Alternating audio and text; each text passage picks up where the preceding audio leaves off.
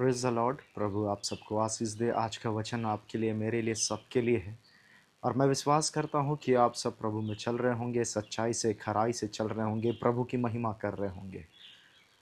क्या आपको किन चीज़ों को पकड़ना चाहिए, किन चीज़ों को छोड़ना चाहिए? और बाइबल भी इस बात को कहता है, जो अच्छी बातें हैं उसे पकड़ो और जो बुरी है उसे छोड़ दो। तो हम लोग क्या करते हैं, बुरी बातों को लेके दिल में बैठते हैं, दिमाग में बैठते हैं, जिससे चिंता, डिप्रेशन, परेशान हो जाते हैं लोग। और परमेश्वर का वचन हमें ये सिखाता है, अच्छा बात को ग्रहण रखना चाहिए और पुरानी बातों को भूल के हटा देना चाहिए। लेकिन क्या करते हैं हम सब, कुछ लोग, कि पुरानी बातों के स्मरण करके अपने ही हृदय को कोसते हैं, अपने हृदय को तकलीफ देते हैं, जो अच्छी है उसकी ओर नहीं बढ़ते हैं। क्या कहता है वचन, ध्यान से सुन। पहला थिस्सलुनीकी 5:21 और 22 कहता है, सब बातों को परखो, जो अच्छी है उससे पकड़े रहो, सब प्रकार की बुराई से बचे रहो। हम लोग अच्छी बातों को पकड़े रहें और बुराई की बातों को छोड़े और उससे बचे रहें। किससे? बुराई की बातें। लेकिन ज़बरदस्ती हम बुराई का सामना करने चले जाते हैं, नुकसान उठाना पड़ता है। और बाइबल इस बात को कहता है कि जो अच्छी है उसको पकड़ो। बहुत सारी बातें मिलता है सुनने को, बहुत सारी चीज़ें होता है जीवन में, लेकिन हम उसको नहीं पकड़ रहे हैं। जो अच्छी बात है हम उसको पकड़ लेते हैं, जो खुद को ही प्रॉब्लम और खुद को तकलीफ देता है। तो क्या कहता है? सब प्रकार की बुराई से बचे रहो और अच्छी बात को पकड़े रहो। तो सब बातों को परखना चाहिए, जांचना चाहिए। क्या अच्छा बात है, पहले ये तो परख ले कि अच्छा क्या है, बुरा क्या है। कैसे जांचेंगे, कैसे परखेंगे? वचन से परखेंगे। वचन पता रहेगा तभी तो परख पाएंगे कि ये बातें मेरे लिए लाभ की है कि नहीं, मेरे आत्मिक जीवन के लाभ के लिए है कि नहीं। बहुत बार लोग को पहचानने में कठिनाई होता है, क्यों? वचन का कमी के चलते। और यही वचन है जो कहता है कि परखो कौन बातें अच्छी है और उसको पकड़े रहना, उसको छोड़ना नहीं। लेकिन लोग क्या करते हैं, वचन को भूल जा रहे हैं। प्रार्थना उस जगह करना चाहिए तो प्रार्थना करना भूल जा रहे हैं।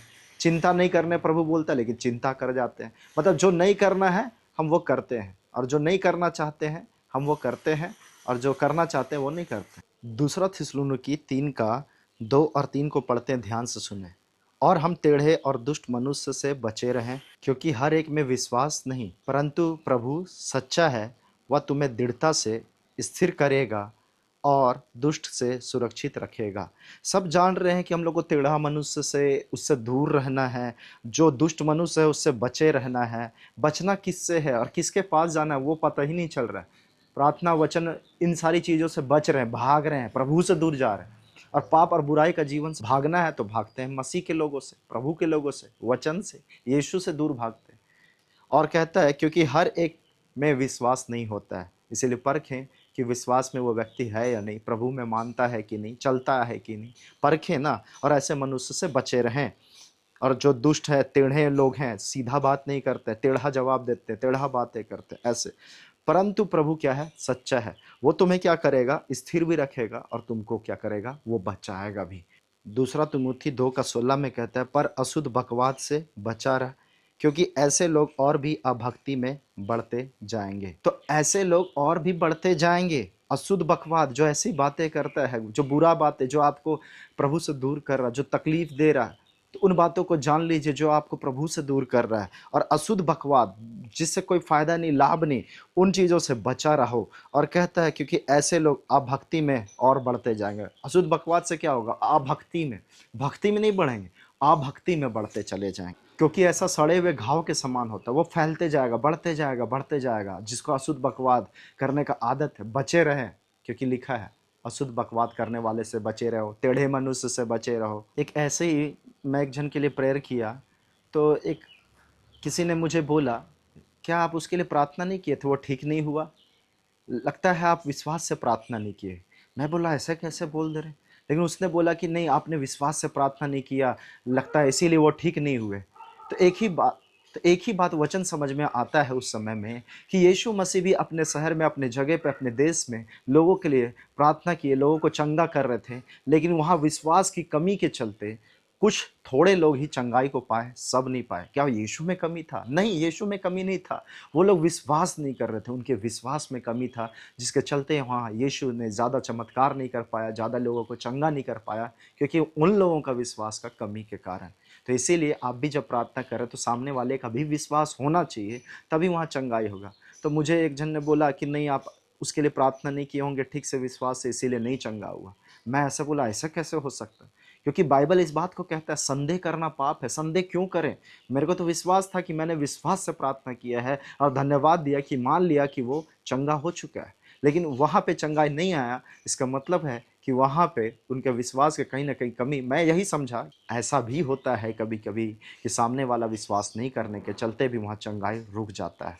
इसीलिए पृथ्वी में दो लोग एक मन होना चाहिए, जिससे प्रार्थना ना रुके और उसे आशीष मिल सके, वो चंगाई मिल सके, वो छुटकारा मिल सके। मार्कुस 5 का 35 और 36, वह यह कह ही रहा था कि आराधनालय के सरदार के घर से लोगों ने आकर कहा, तेरी बेटी तो मर गई, अब गुरु को क्यों दुख देता है? जो बात वे कह रहे थे उसको यीशु ने अनसुनी करके आराधनालय के सरदार से कहा, मत डर, केवल विश्वास रख। और उसी में आगे पढ़ेंगे तो वो जो लड़की मर चुकी थी वो जी गई। क्यों? विश्वास। और यीशु मसीह ने क्या किया? आपने सुना ना, वहाँ पे लिखा था आराधनालय के सरदार से कहा, क्या कहा? मत डर, केवल विश्वास रख।